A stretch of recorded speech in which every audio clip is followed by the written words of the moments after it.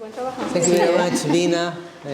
Muchas gracias, Vina, por to share with all of us all that information, all that experience. Experience more important than information and knowledge sometimes.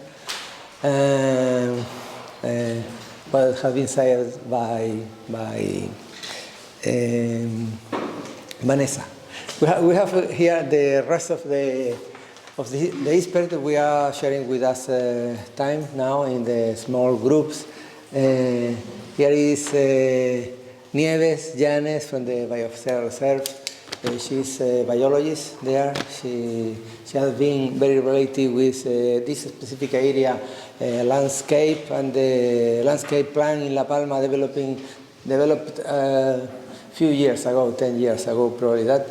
And plenty of other information like Vina said before.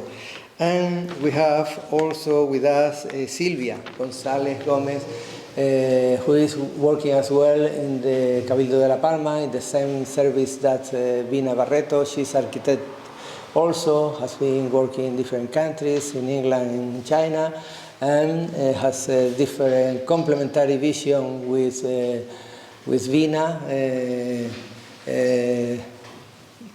because also that he has this outside change coming from Tenerife, where she has born. Thank you very much, all of three. And we have different session rooms where we are in those small groups. Thank you.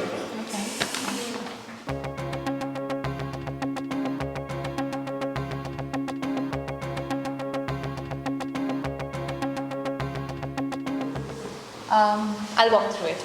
Shall we start? Yeah. Okay, great. So our group was interacting with Sylvia, and Sylvia works closely with she's part of the Council of Planning and Development of the island. So really on the policy, the planning and strategic side of things. And so we had a wonderful conversation about her thoughts for island development, and we have a number of challenges like lack of housing, etc. And so we saw an interesting loop that came to fruition out of this. Sorry. Okay, so we started off by talking a little bit about land use, but I think the crux of the conversation was that there is limited space on the island that we all know that can be used effectively. And with dispersed housing across the island, it makes it very difficult for the planning committee to plan for this and also to do it in a sustainable and efficient way. By that, and so essentially if there is dispersed housing all throughout the island, we can neither call that zone a protected zone, nor can we do proper agriculture, nor can we do proper industrial activities. And so having houses everywhere is complicating the issue. And her proposal was that she envisions a La Palma which is properly compartmentalized in order to maximize efficiency. So she feels like compact spaces like apartment complexes is the right way to go in terms of the benefits that we'll talk about. So that was just the overview of the conversation. So as per our modeling, if we increase the number of compact spaces where people can stay together, we would actually obviously reduce dispersed housing. Is this visible to everyone? Yeah. And then when we reduce dispersed housing, there are different parts to it. So dispersed housing would actually, less dispersed housing, sorry, I'm forgetting the connection on this. I'll come back to this one. I always forget this one. But dispersed housing would actually increase efficiency for materials for construction, and it would also, I think this is increase energy efficiency. Dispersed housing would reduce energy efficiency, which is why we need compact spaces. And dispersed housing would increase need for materials for construction, which is again not material efficient. So basically dispersed housing would lead to inefficient material and energy efficiency. Sorry if I've confused you, but I hope the final outcome was clear. Okay, so I hope that's clear. And then more energy efficiency or more efficiency in general or the compact spaces will actually increase the natural protected areas. because you're compartmentalizing, right? And then natural protected areas would increase, and then so we would, it goes back. But basically, again, the fourth loop on dispersed housing is that we could actually potentially increase neighborhood bonds because people would live closer together, and then and because they're having shared spaces, and then that could actually increase social activities. So she envisions a La Palma where people can come together, go to a theater, go to a library and have access to all these welfare facilities in one place, and that would actually increase retention of young folks on the island. Because now they have something more to come back to, and this amazing. And she also gave a caveat that we're not looking at Shanghai and Hong Kong as references here. This is a small island, so very systematically designed compact spaces with a lot of space for people to move around, not like congested cities, right? And then that would increase young retention, and then it would also reduce illegal housing, because illegal housing is also a problem on the island where people don't want to spend too much to live in the city, and so they just go to a forest land or a volcano slope and start building there or staying there. So and that's essentially the crux of what we discussed. Is there anything else from my team members that they'd like to add into this explanation? I think there are quite a few connection points. Yeah, we have to clean this up, but this is just the cycle that we saw. And that she envisions. Oh yeah, and the point is that I think we asked this question to some of the local stakeholders when they were here. I mean, the local people about how they felt about apartment housing, and they said no, we have our own land, we don't want to do that. And so she believes that for this to be fruitful, we need a lot of awareness, a lot of mindset shift, and also to show people the possibilities of how exciting this could be. In order to actually make this a possibility. So yeah, I'll stop here.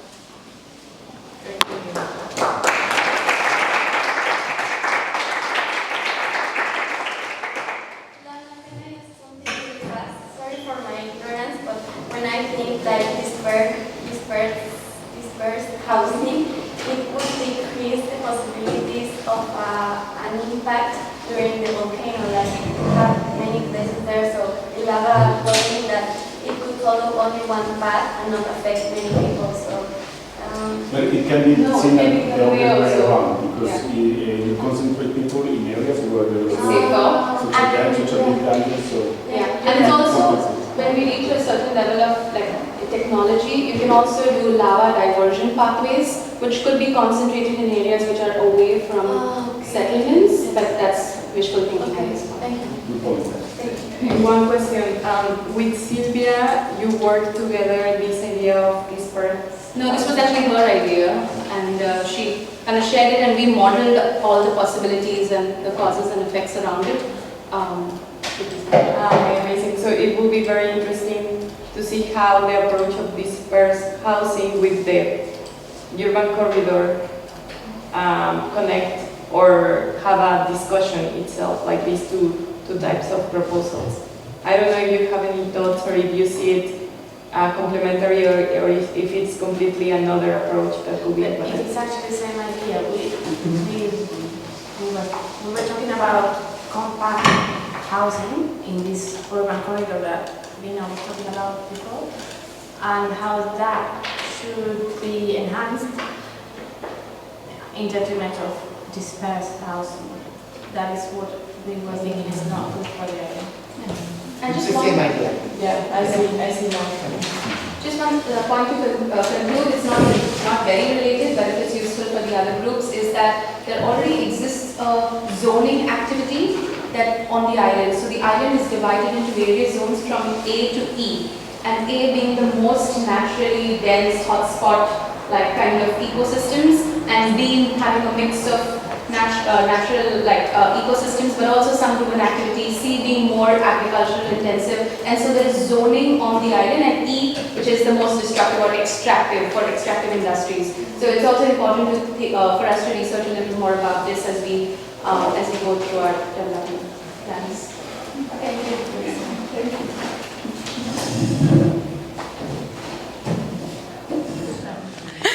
Good afternoon, everybody. First of all, I would like to thank Edwina for all your knowledge and for sharing with us. We were talking about how the land planning affects the distribution of the infrastructure, the town and the housing there, also the public transport. We identify that it... Sorry?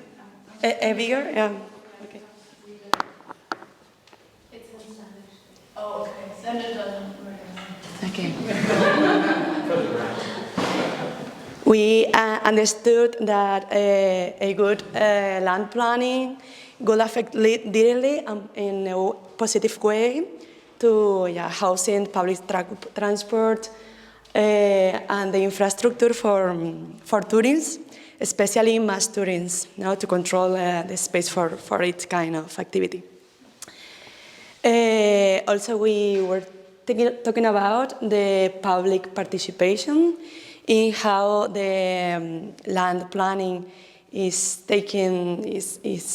doing, and Edwina told us that a better public participation could make a better also land planning. We had time also to talk about the legislation and how it affects, or how it is affected by the environmental risk and environmental catastrophe. We see that there are some lacks in the legislation that it's open a small door for a change of the use of the land, and this could be a risk for the planification and maybe for the tourism of masses.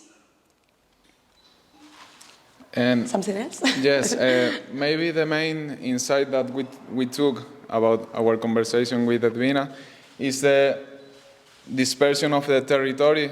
It is maybe the most difficult situation that we have to face, and the option that Edwina is giving, that she told us before, is trying to concentrate these people that lost their houses in a concrete area, but not also that, because as we know, the north of the island, or some municipalities of the island, has some problem with the population there. So maybe that could be also an option to move people there to improve the situation of those places. Also, we linked the dispersion of the territory with the ecosystem health, and because of the ecological connectivity between them, and all these things, the dispersion and the health ecosystem, the health of ecosystem with the social welfare. She told us that she was outside for a really long time, but that she came back because of her compromise with the island and with the community. So we add that feeling, the feeling of compromise, like an input. Also, if people feel these feelings, the migration of youth people, the younger one, could be reduced. Also, we talk about the ecotourism, like an opportunity of new employment, and it is connected also with the reduction of the youth people migration. Something else? Yes, very nice. Okay, we also find another problem with the aging population. The old population is really dispersed in the island, and this is an increase in this aging population. So they will need some facilities like healthcare, and maybe this will be a problem to solve in the future. That's all, I think.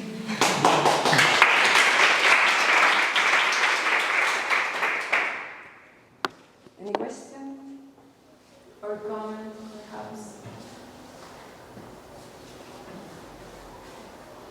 She also commented that She also commented that the Association for the Rural Development of the island is a good young, I don't know, as the anchoring young people to the island. Like she came to the island. Thank you to the Association of the Rural Development, and I do also. So I think it's a good point to take it into account. And a special thank you to Laura. She was an excellent woman, and her ideas are inspiring, and for sure we're going to use them in our projects. I have a question for Silvia and Edwina about what that you just presented, and it's about tourism or ecotourism, like any basic tourism or even ecotourism. What are your considerations on the effects that tourism could play even in perhaps an exponential growth of a lot of foreign residents, the demand on infrastructure, and these ideas that you are proposing of dispersed housing and building this urban corridor. So if you have, because we know that there's something required as in order to attract young people. We know that's a fact for La Palma, and it's very important for even an innovative environment to build on new technologies and also economic activities. But initially, what do you think about tourism, or perhaps do you see any other activity, economic activity, or even conditions to create another productive environment that perhaps is not totally related to tourism, but maybe a potential other sector that could promote employment for young people and attractions for young people? Bueno, en relación con el turismo, pues casi respondería que depende. O sea, un turismo que consume pocos recursos y genera pocos residuos puede venir sin problema y, bueno, sin problema. En cualquier caso es preferible a otro tipo de turismo despilfarrador de recursos. El turismo tiene la cuestión esta controvertida de que todo el mundo viene en avión, pero eso ya es una cuestión más complicada. En cuanto a las actividades que pueden anclar a la isla población joven, no sé de qué manera, pero la isla de La Palma tiene una deuda enorme con el sector primario. La mayor parte de los productos que se consumen en la isla deberían ser producidos en la isla, porque la isla tiene capacidad. Cada vez tiene menos suelo, es verdad, pero lo que no podemos hacer es estar transportando las materias primas desde lugares tan lejanos. Es un disparate. No sé, Silvia, si quieres decir alguna cosa más. Okay, perhaps very quickly translation, and then Silvia. Okay. Wanna go half and half, or did you hear? Yes. Okay. No. I can start, and if you have some ideas, but what Edwina said was that tourism is welcome as long as it's a tourism that is not demanding a high extraction of resources. And basically, an interesting idea that she mentioned was that thinking about other economic activities, there's a very high debt to the primary sector, all the agricultural sector, and that there's a huge potential here in La Palma with the natural resources. The soil is very fertile, so there may be an opportunity. She doesn't know how exactly engage young people in that activity, but that may be something to potentially explore. And she said something also. Also for local consumption, so produce all sorts of That's true. local produce, so that the food supplies come from within the island instead of being all the raw material imported from La Palma that may be produced here, and that's an idea on how to connect population with the primary sector.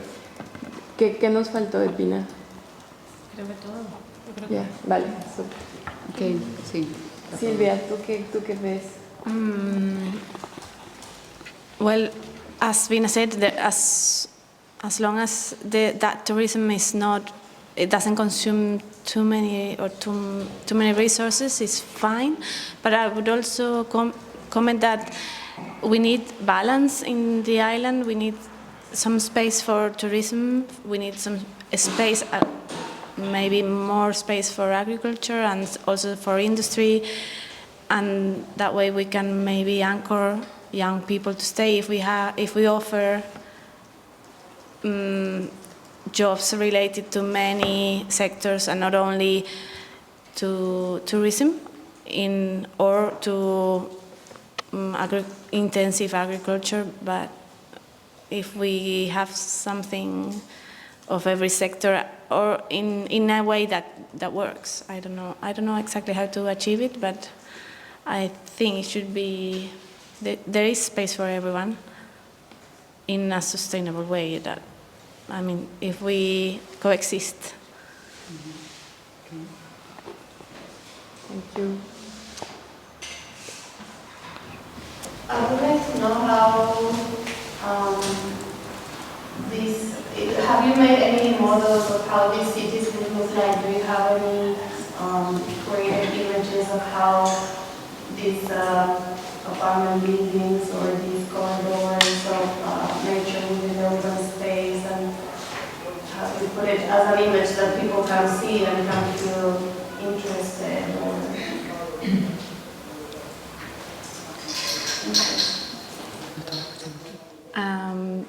Dice que sí, hemos hecho como alguna maqueta o imagen que represente cómo serían estos corredores verdes o estas viviendas o grupos de viviendas o estas ciudades. No, realmente no. Realmente son cuestiones que hemos empezado a formular como ideas después de la erupción. Desde luego sí hemos intentado dar respuesta en los planeamientos que hemos tenido que informar, pero la verdad es que no, porque no estamos nosotros planificando. Pero esta idea de los corredores, esta idea, que esto ya es una cosa que está prevista en la legislación española, pero no hemos avanzado más que meras ideas. Esto requiere pues un análisis riguroso y detallado y, en fin, ir concretando qué espacios pueden formar parte, cómo se conectan. Eso requiere un análisis más profundo que no hemos hecho. Well, she was saying that they haven't done it yet, that they have done the planning, and it seems that it's going to go ahead, but they have to do some planification and proper analysis. There is one group missing, right? Yeah. Okay. But can I use the computer? Yeah, you can. Perhaps in the meanwhile, we set up this. The consumption of a tourist depends on the conditions where the tourist is arriving, right? So you have been presented some of these structural conditions. You talk about sustainable infrastructure. You talk about also how the housing should be, let's say, close to each other, so you can have these services accessible to everyone. You even are like bringing a notion of the care economy, right, and the needs of La Palma for the elder. But I was wondering if you see something else that may be initial conditions for really another type of tourism, because we can think that tourism will be because you have like activities outside or hikings in the mountain, that will be ecotourism, but actually it was very interesting, the chimney idea, like how much does it cost at biomass level each tourist that is coming here because of the water consumption and energy consumption. So what do you think are the conditions in order to really bring that type of tourism here? And also, is that an idea shared, like another type of tourism, but by like the main sectors here in La Palma? Bueno, es muy complejo. hay muchos factores que analizar. Uno de ellos es dónde se ubican estos turistas, en qué lugares. Al igual que con las viviendas, cuantos más servicios digamos que compartan y cuanto más se acondicione una zona específica para este turismo, pues es mejor, desde luego. No ocupar el suelo rústico es lo mejor que puede pasar. En La Palma es verdad que tenemos la ley de ordenación territorial de La Gomera, El Hierro y La Palma, de la actividad turística, que posibilita el uso turístico en suelo rústico.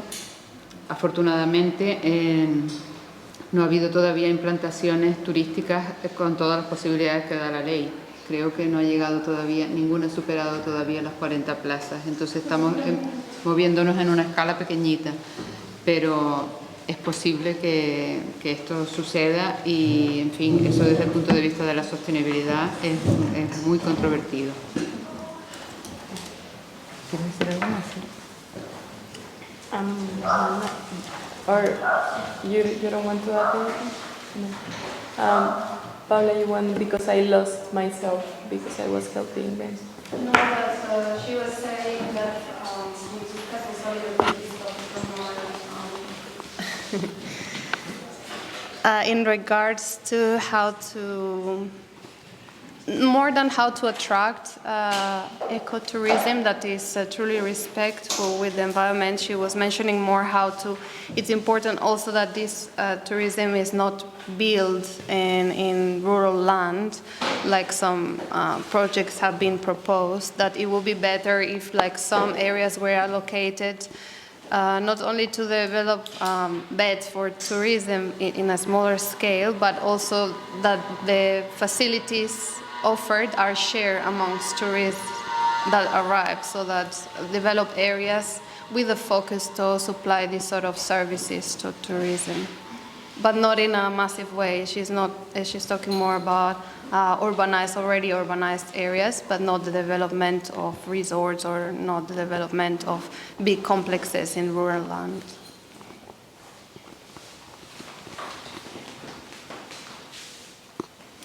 Okay, and I'll be representing Group 3 in just a moment here. I hope nobody minds, but we're probably going to violate some copyright right now.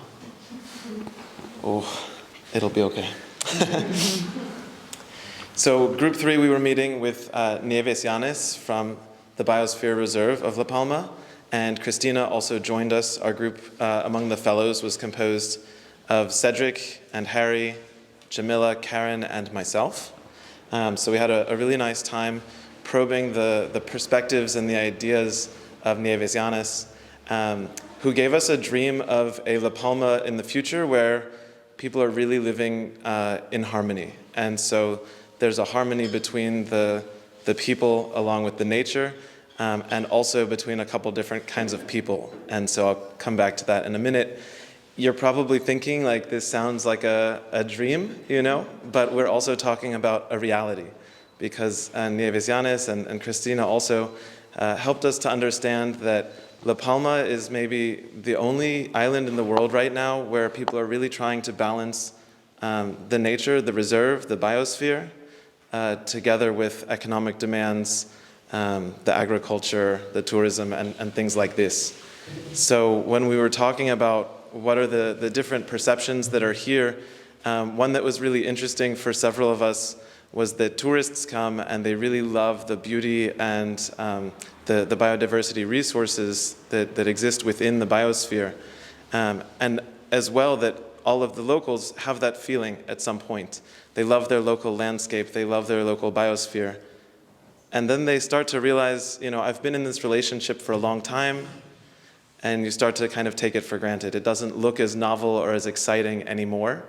And so she was telling us about bringing back the perception, renewing that love of nature and of the landscape that they're living in and among and with. And there's a couple different kinds of groups that are working together inside of the biosphere. And it's the social or the public group, the government group, and also the scientists that are there to provide advice and to help to better understand the complexity that exists here. And one of the things that came out from that conversation is the need for like an education, but a public outreach and engagement that helps to revitalize people's love of nature, but also to understand the time scale of nature. That a human life is going to be very different in scale compared to the life of the island. And so an example that she gave us was talking about the invasive species, and cattail is something that people here are very, very familiar with, and it doesn't belong, and many people among our age group and the grandparents' age group recognize that. But to an 8-year-old child, it's been here their whole life. So what is it really invasive? And conversely, a grandparent may say, I've seen this in my landscape for 60 years, so why would you say it's invasive? It's always been here. So we need to think about how to incorporate those different perceptions into any solutions that are coming for the future of La Palma. And one of the solutions that was suggested is to incorporate a more biodiverse agriculture. So not a monocrop, but really to be able to provide a lot of different biodiversity that sustains biodiversity and that also feeds into the economy, so that people, as was mentioned, I think in the last groups, can grow something here, sell something here, consume something here, and really have that circle happening. And this does not have to be a 100% situation. Maybe some things still need to be imported. It's not 100% self-sufficiency, but that right now we're looking at like 85% dependency on the outside. And so another point that came up relating to the outside world is the need for La Palma to be open-minded, to be innovative, to come up with these ideas as we've been hearing about today and for the last week here visiting, that it's not an outsider coming in with a solution. It's not, Europe coming in and saying, we're buying everybody food and the problem is solved, but La Palma for La Palma.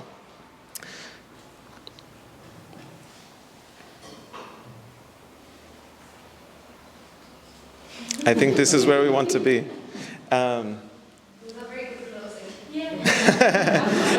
Yeah, I guess in a proper closing, it's really a vision of, again, that harmony between the people and nature and the landscape and the biosphere, with economic development, with tourism, with agriculture, but maybe in a special way that is specific to La Palma. So we're very excited and very thankful for your contribution.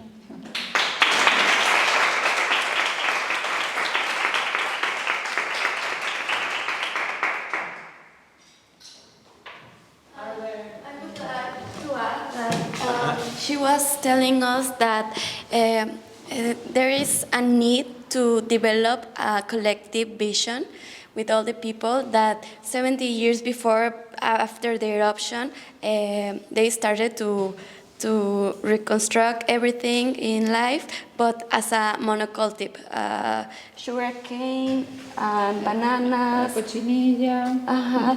And now, 70 years after, they have the same vision, like to recover with a monoculture agriculture. So, like, we lack of this collective vision about a more sustainable vision for La Palma. So, like, we haven't learned for our past experience.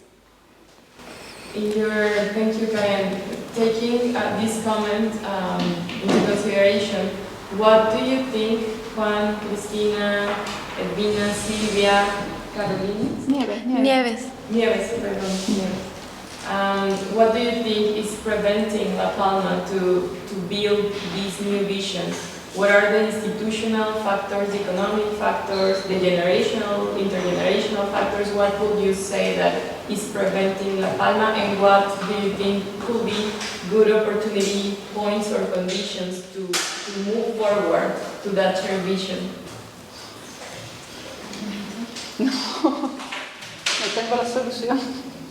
Yo tengo la máxima confianza en la ciudadanía, más que en otros estamentos, para comenzar un modelo, o volver al pasado, no sé, para tener un modo de estar en la isla de una manera más acorde a la naturaleza, a los límites planetarios, al modo de vida o sea, más orientados a un modo de vida distinto al que justamente nos está llevando a esta catástrofe medioambiental, por llamarlo de alguna manera. Entonces, creo que básicamente hay que hacer un trabajo muy grande de convencer a la ciudadanía y que después esto suba, porque de arriba difícilmente lo veo, lo veo muy complicado. That she has her hopes and her trust in the citizens, and that she thinks that change coming from the top doesn't seem likely to have this change from the top, but she thinks that awareness in the citizens would be the key thing to create this change bottom up and ask for this more sustainable co-living with the island resources. Yo soy un poco más pesimista que Vina, creo. Sí. Mi visión un poco de los palmeros en general, somos muy poco propensos a los cambios, a movernos, a que las cosas cambien. Y siempre parece que vamos con 10 o 15 años de retraso con respecto a las cosas que pasan en Europa, en España, en las islas grandes, y luego llegamos los palmeros. Cuando ya todo el mundo se ha dado cuenta de que las cosas no funcionan, nosotros siempre vamos con... Sí, slow hasta para eso. Entonces, toda Europa se está dando cuenta, todos los ejemplos que nos ponía Vina, de que lo que hemos hecho hasta ahora no sirve, que es un modelo que está terminado, que tenemos que cambiar, pero creo que todavía la ciudadanía palmera no nos hemos dado cuenta que tenemos que cambiar. Y sigo poniendo el mismo ejemplo. Hace 70 años de la erupción del San Juan, la solución que propusimos en ese momento y que funcionó y que nos fue muy bien fue cultivar plátano encima de esos malpaíses, y 70 años después gran parte de la ciudadanía palmera quiere esa misma solución. En 70 años no hemos aprendido, no hemos evolucionado, hace falta mucha educación y realmente me gustaría saber cuál es la herramienta para que esa educación llegue a la ciudadanía, porque como dice Vina, creo que de arriba hacia abajo no funciona. Pero de abajo hacia arriba, no sé quiénes van a ser los de abajo que hagan esa educación. Sobre todo lo que comentas del plátano es un ejemplo muy claro, porque es un tipo de cultivo que es un monocultivo, ya sabemos lo que significa el monocultivo para la biodiversidad. Transformar el territorio ahora, aquellas coladas que vimos en la foto, para sorribar, abancalar, eso es un consumo de energía descomunal. Después el consumo, una vez implantado, bueno, y aparte que también tienes que traer la tierra de otro lugar de la isla. Después ¿qué iba a decir yo? Bueno, que es un cultivo que consume una cantidad de agua, pero exagerada. Fertilizantes, o sea, es algo que dice... el territorio en eso, luego darle otro uso. Es verdad que subvenciona gran parte, gracias a las subvenciones, pues un sector importante de la actividad económica de la isla, muy importante, depende del plátano. Entonces ahí tenemos un problema y parece que, en fin, el gobierno, por lo menos el que acaba de terminar, estaba muy decidido y convencido de que la mejor opción era toda esta zona que estaba antes, recuperarla. Y que casi que no puedes ni nombrar otra cosa, porque es que entonces es que es terrible.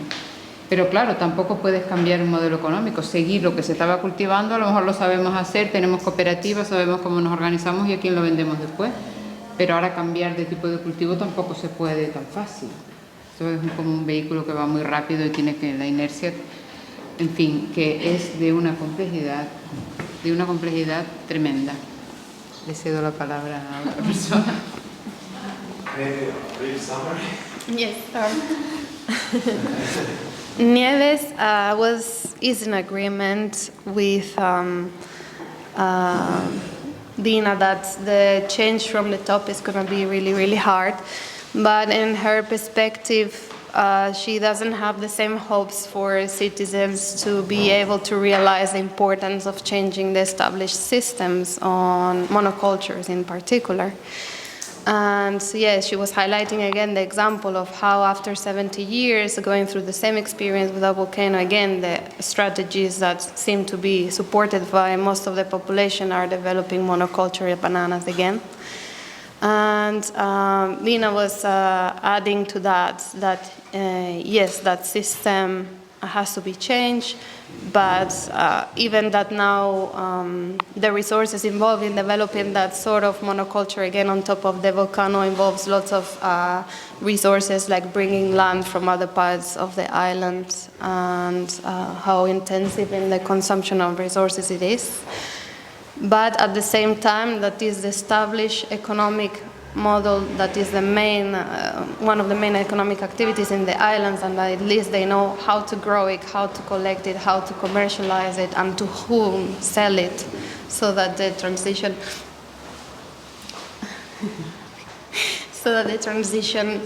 has to be based also on this, like this knowledge can be used, but then see how to implement new types of culture. Well done. Good. ¿Me he dejado algo?